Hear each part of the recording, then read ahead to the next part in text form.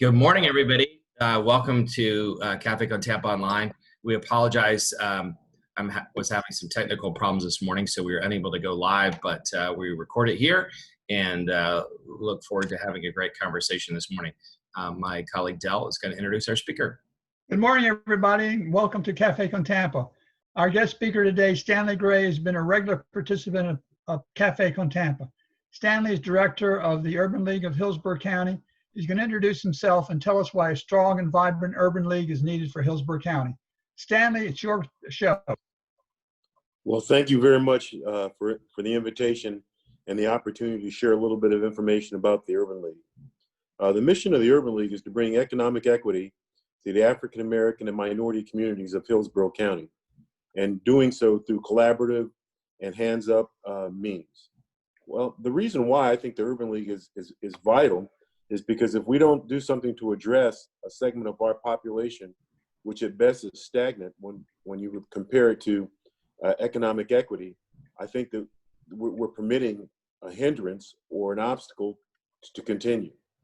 And the Urban League, the whole function of it is, as I said earlier, to bring economic equity, but you do so through programs. And it's real hard to divide education and employment, because they both, are equally of equal importance. Stanley, could you tell us, we had an urban league here before and then it went away, and now you're building a new urban league. Can you explain to us the process that you're going through right now and what it takes to finish establishing the urban league again? Yes, sir. Well, the Urban League went out of business probably about 17 or 18 years ago. And, you can listen to a varied amount of people and you get varied reasons, the reason why. But I don't really think that that's important to try to figure out why it went out of business. But I will tell you some things that, from my vantage point, and again, this is my vantage point, that helped it not to be, in existence for 18 years. One is we had a true economic downturn. And when economic downturns occur, one of the things that happens is funding goes away for all social services. And that's one of the things that went away. The other thing is that when we actually decided to put this back together, what we wanted to do was have community involvement and community participation. And we also wanted to have corporate participation. And the reason why is that if you have a corporation or a community of corporations and individuals that sees value, they will support the organization. And how we've gone about our whole structure, it may be a little bit slower, but it is exactly that. We have right now, I think, about a little under 120 members. And we've been at our membership drive for about a month and a half. Our goal is to have 300. But anyway, of that 120 members, we have 10 corporate members. And those corporate members, not only do they pay for a corporate membership, but what they've done is most of them have committed to provide summer jobs for our kids. And most of them have committed to actually nominate people to be on our both advisory board and our board of directors. This is what we want to do. And the reason why is because then we have participation. Our whole method is not to go to a company and ask for money. That's not what we do. We go to a company or a corporation and we ask, this is what we're doing. This is why it's important for our community. And this is what we think that you can help us do to get to that. And as a result, when people sign up, then we can kind of, grow the organization and also grow our community. So what other steps? Go ahead, sir. Okay. Well, the actual steps were, we actually had to go to New York, the national headquarters, and ask to be considered for an affiliate here. And the first step that we had to do is we had to do a community assessment. And once we did the community assessment, they actually came down and actually did a site visit of the whole county. And they wanted to make sure that what we put in writing, that we could show them examples of. Things like we could show them where the food deserts were. We could show them the communities that didn't have any health care. And the reason why, the way we did that was we showed them communities that had health care, that had doctor's offices, that had dental offices. And when you looked at the minority communities, specifically African American, you see a void of those things, which are indicators of that the numbers and things that we presented to them were true. So what else do you need to do to finalize it? Is it final yet, or what else do you need to do? Well, we'll actually go to vote, and one of the things that we have to have is $500,000. And the reason why is, one is we went out of business financially, and then they want to make sure that we have at least 2 years of operating expenses. We haven't actually started our fundraising, and the reason why is I kind of shared with you before is that we really want to have business participation as well as the community. Our goal is to have 300 members, and then once we do that, that's when we'll start actually do our fundraising. Now, even though I've kind of explained where we are with our membership and where we are with our fundraising, I'd like to tell you that we have over $100,000 committed, and we haven't really started fundraising. But the other thing that's really important is that we've actually been affected by COVID-19. We had paid for, planned, ready to be executed a spring break STEM camp, paid for, planned, ready to be executed a summer camp, which we didn't do. And everyone knows the reasons why. But so what I'm trying to say is share with you is that we're not just an organization that's a concept. We actually are doing things. However, some of our actions have been affected, by the present virus. And just to clarify, you said that the chapter had gone out of business, but that's the one before, not this one. This is actually not this one. No, we're in a good financial standing, tax ID, not-for-profit status. We report monthly on our activities to not only our members, but also to New York, so to let them know what we're doing. So what's your vision, like 5 years from now? What would the Urban League be doing, and how would it operate? I would think that one of the things is anybody who's looking for specific staffing needs within the minority community, I think that the Urban League would be part of that equation.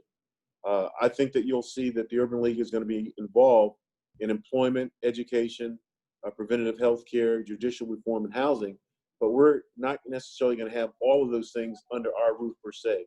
We're going to have active and vibrant partnerships and relationships. And I'll give you a good example of one that we had this summer. Initially, we had over 40 slots for summer employment interns. But as you can imagine, that was very much affected. It went away because of COVID. Well, we ended up hiring,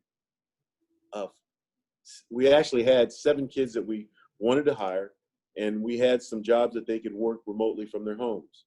Well, instead of us, putting together a new hire package, what we did is we worked with CDC, and they did that for us, which met all of our needs.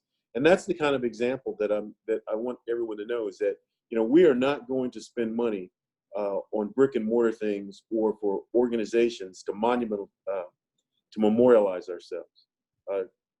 As an example, the present office space that we have, which is on 1250 Ray Charles Boulevard, we have an individual who has paid the rent for 3 years.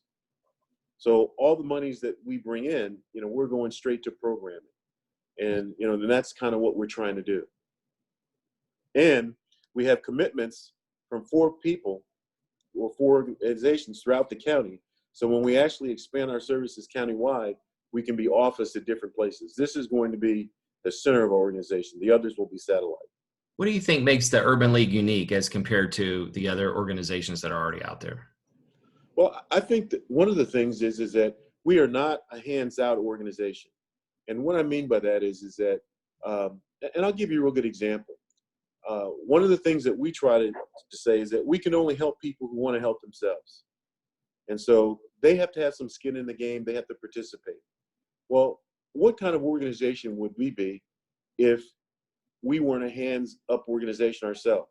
If we just were always constantly fundraising, but there was no relationship, there was no quid pro quo. Well, we think that to model self-sufficiency to help somebody, we have to model that ourselves. And we have like some things, some business enterprises, so social entrepreneurship things, and we'll be rolling those out within the next 6 months. One is to be a staffing organization. We've actually put together people that can actually give diversity and efficacy training to corporations. So, we're doing what we can to within our space operate as a business entity of a not-for-profit to generate some of our own funds. Oh, you were so right to talk about the interrelationship between employment and education.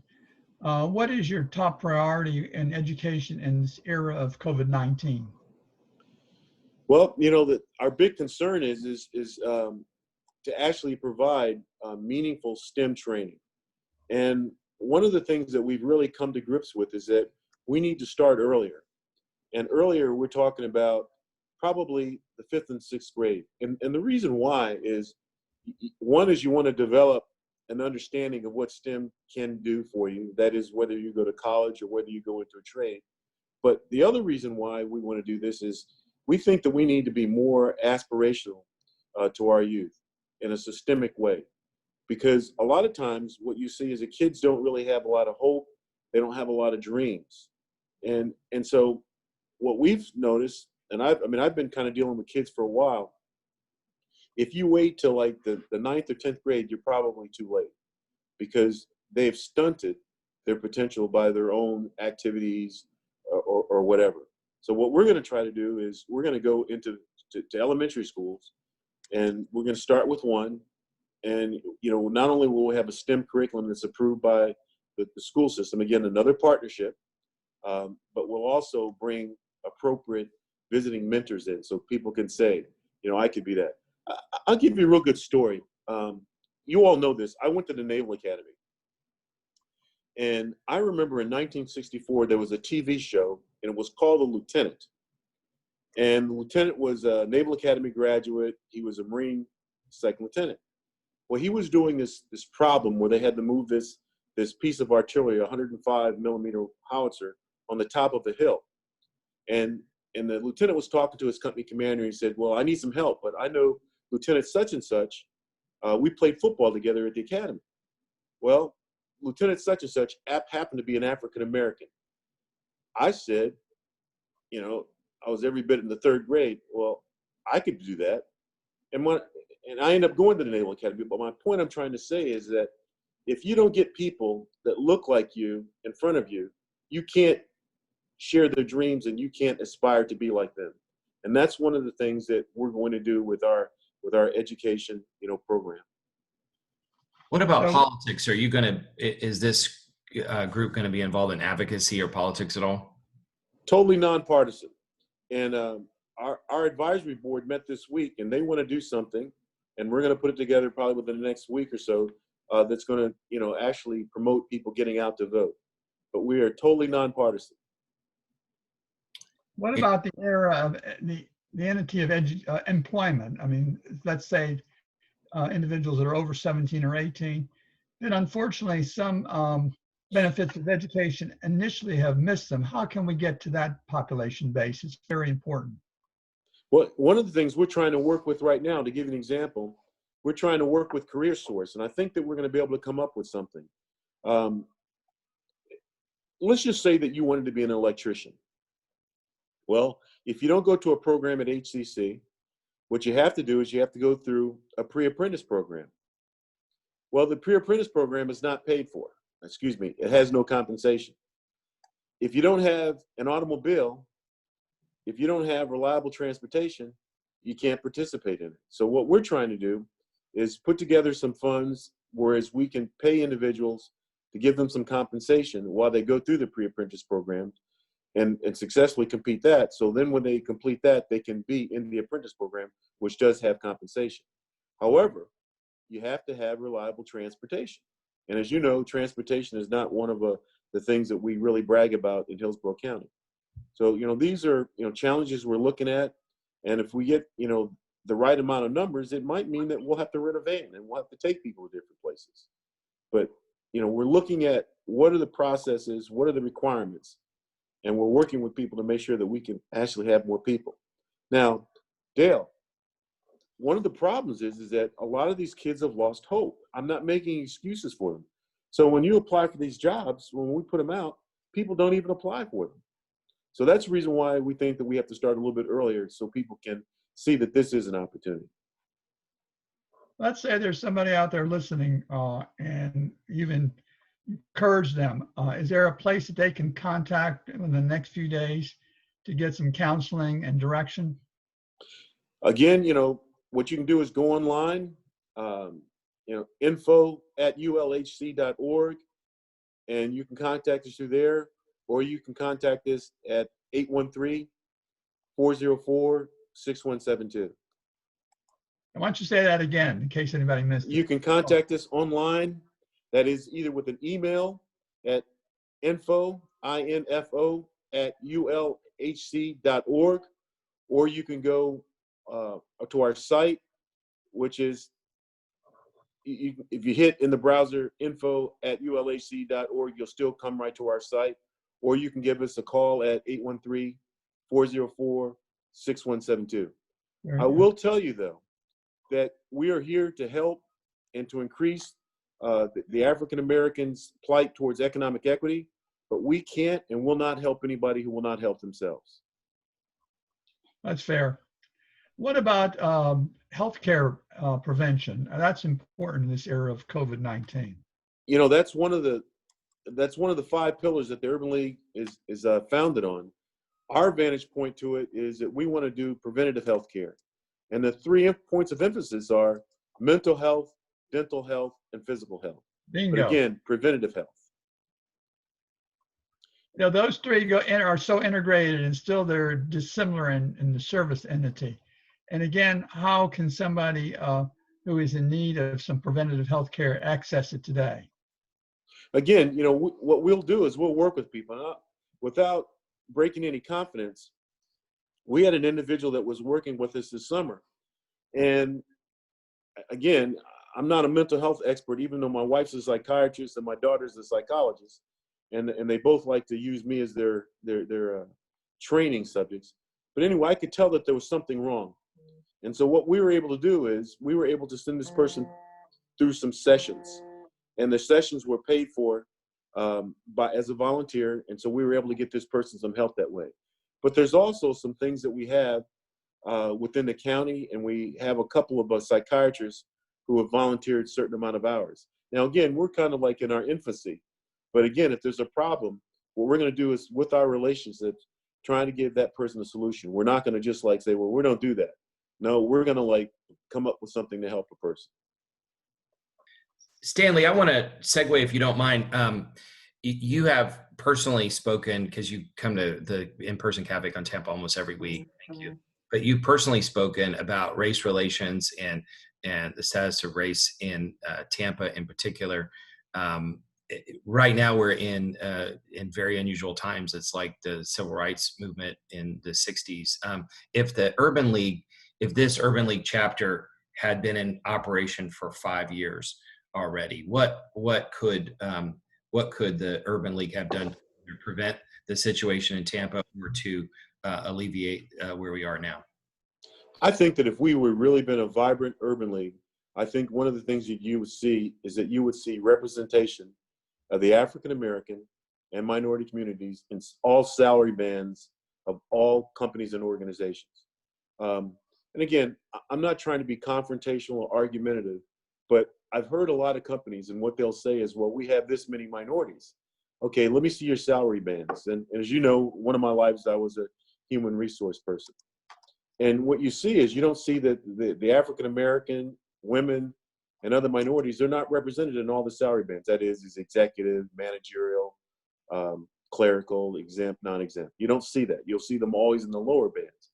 And I think that if we'd been around, and if people really would kind of follow what our goal is, I think that we would have less of that. And I think that people, if they could see that, they would feel like things are more equitable, things are more equal.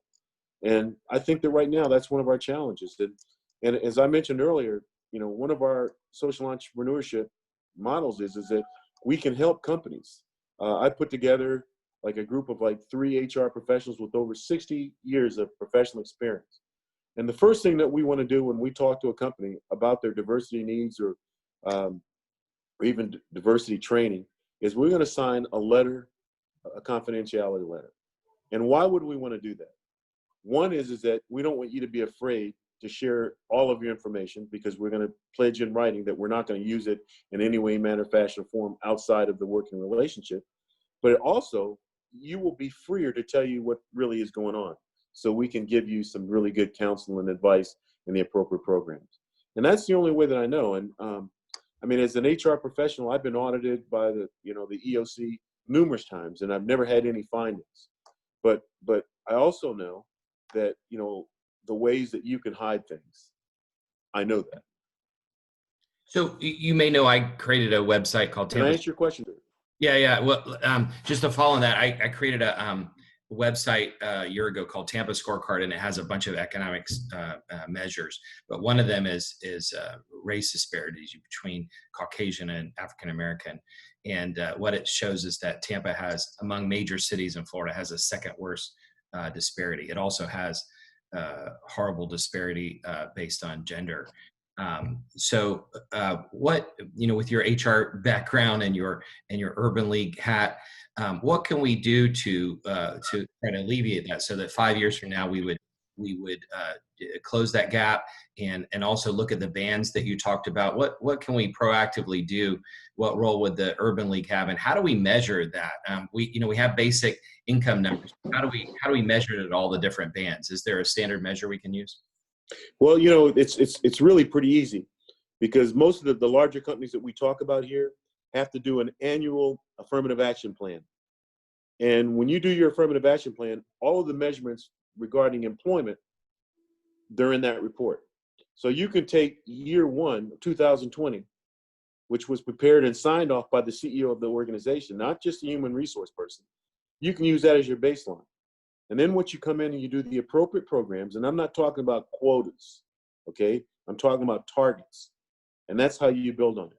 And I got to tell you, I've worked with some organizations in the past who had known problems.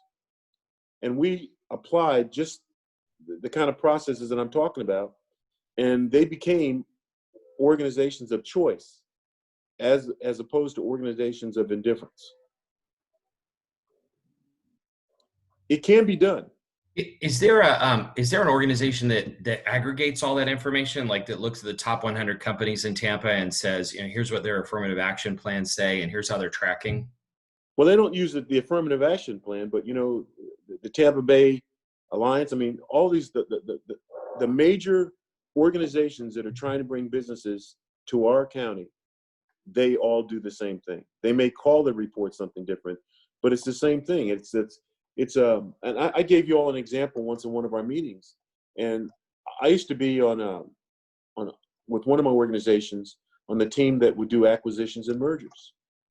I got to tell you, the way that Tampa looks right now, there's a lot of potential. I don't know if the company that I was working, one of the companies I would work for, I don't know if they would come here. And the reason why is that there's not a diverse workforce. And diverse workforce is like when you look at all salary bands, or when you look at succession plans, you don't see that. And I mean, you can see it. Is there a like a scorecard or measure that you could put out that would enable the community to track how we're doing on this? Well, when we finally get up and going, we will, like in our annual report, we will like give you a mini version of our community assessment annually. And you talked about entrepreneurs. One of the things that I talk about is that actually Moaz Limiam, the dean of the College of Business at USF, talks about this, that companies that are looking to invest look at our real numbers, not the numbers that we present. So we always want to present a good face and say, we have a certain average temperature, we have climate, we have all these things going on, but there are real numbers of poverty and disparity that hurt us. Great if Urban League engage, and help us with that understanding with the broader community about what the economic impact is and how to measure it. Well, to me, I think the number one thing that you should measure is employment, not just the percentage of unemployment, because you and I know that those numbers can be tainted because they don't reflect the people who've just given up. Okay, they don't care. But I think the way to do it is to look at companies look at their total work populations, and look at them by salary bands. That's the way that you can look at this. The other things that shows disparities is when you look at the total, the aggregate number of unemployed, even though I think that number is something that's a little bit tainted, when you break it down by ethnicity and even sex, those are some very telling numbers. And if they're not trending in a positive direction, not flat, but positive, that's saying that you're not addressing the issue. You're not addressing the issue. Stanley, are those inequalities also in place in public employment? For example, the largest employer in Hillsborough County is the school board.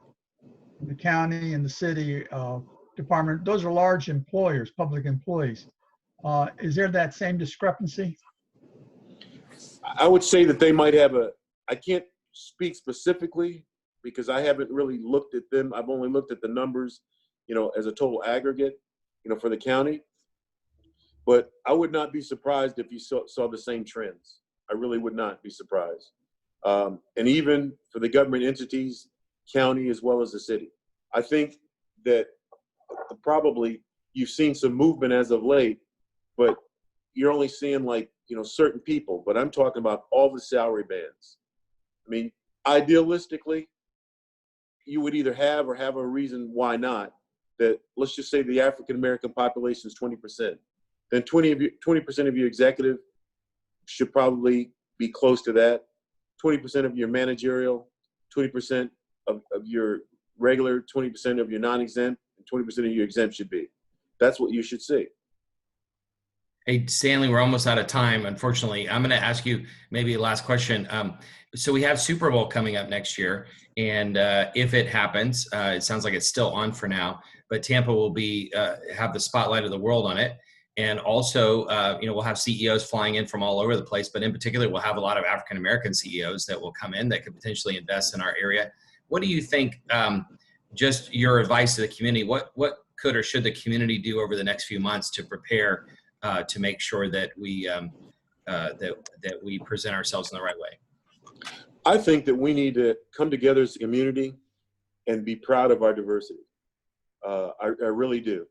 And I'm talking about, let's talk about, where we're going and what our venture is or what our journey is, as opposed to trying to suppress and not tell the people the whole truth. We should be proud of the fact that, we have a lot of opportunities. We should be proud of the fact that, that we're going to work with certain organizations, towards equity and equality for everybody. I think that is the goal. And I think that we should get there so we can share that with everybody. And I'll ask one final question. You have a couple pieces of art behind you that we've been looking at during this whole time. Is that by somebody in your family or who is it? No. I'm glad you say this because this is one of the things we're actually going to have September the 24th, a virtual art fair. And we're going to feature some of the prominent artists within our county. And we're going to have an opportunity for people to buy that art. This art is by a local artist, and she is let us have it in our office. And if you'd like to come by one day, I will gladly give you an opportunity to not only contribute to the Urban League, but to contribute to a local artist's welfare. Great. Well, thank you so much for all you do, and thank you for your participation in Cafe on Tampa. And sorry to everybody, and sorry to you for the technical difficulties. And we'll have you back on. And for sure, when you do the art fair, let us know, and we'll promote it on our channels too. Thank you. Thanks. I appreciate it.